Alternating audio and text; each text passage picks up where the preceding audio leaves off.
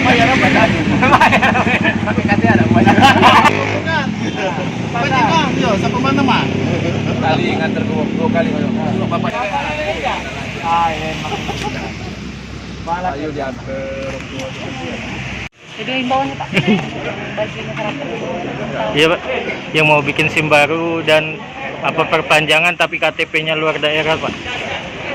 Jadi bagi masyarakat ya, yang akan membuat SIM baru dan perpanjangan baru, walaupun KTP-nya di luar Kabupaten Ogan Komering Ilir, bisa langsung melakukan pengurusan di Satpas Polres Ogan Komering Ilir, tepatnya di Terminal Umum Terminal Umum Kabupaten Ogan Komering Ilir.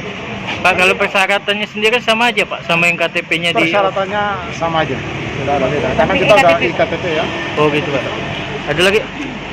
Sudah. Jangan lupa subscribe, share, komen, dan like ya.